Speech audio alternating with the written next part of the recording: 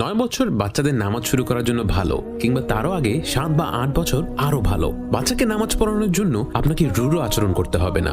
আমার বাচ্চাদের মধ্যে কেউ কেউ বেশ ভালো মতোই নামাজ পড়ে, আবার কেউ কেউ কিছুটা আলসেমি দেখায়। তা সত্ত্বেও আমি ধমক দিয়ে বলি না, আই এখানে আসো, আমরা এখন নামাজ পড়বো।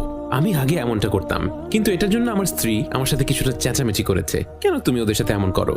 তাই এখন আর আমি এই আচরণ করি না। আমি বাচ্চাদের কাছে যেয়ে লেগো নিয়ে খেলি ও বলি, পরের বার আমার সাথে নামাজ পড়বে? তুমি ছিলে না বলে আমার খুব মন খারাপ হয়েছিল। ঠিক আছে আব্বা, পরের বার আমি আপনার সাথে থাকবো। পরবর্তীতে সে নামাজের সময় এসে বলে, আমি এবার ঠিক আপনার পাশেই। আমি তখন এমন করি যে, ইয়ে চলো একসাথে নামাজ পড়ি।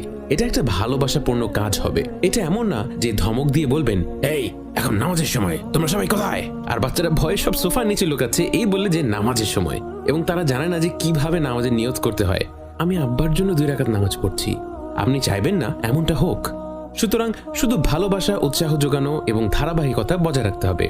এবং যদি তারা কখনো ব্যর্থ হয় বা আলস্য প্রকাশ করে বা তাদের মন না করে, তাহলে সেটা ঠিক আছে, সমস্যা নেই। সময় গেলে ইনশাআল্লাহ তাআলা আপনি তাদের মধ্যে নামাজের জন্য ভালোবাসা তৈরি করতে পারবেন। নামাজ হলো এমন একটি কাজ যেটা আমাদের প্রভুর সাথে আমাদের সম্পর্ক স্থাপন করে। এটা ভালোবাসার একটা কাজ, ভয়ের নয়। সুতরাং আমি দোয়া করি যে আপনারা ধৈর্যশীল পিতামাতা হন। বাচ্চাদের কাছ থেকে আমরা নিখুঁত আচরণ আশা করতে পারি না, কারণ ওয়াল্লাহি আমরা নিজেরাই তো নিখুঁত আচরণ করতে পারি না।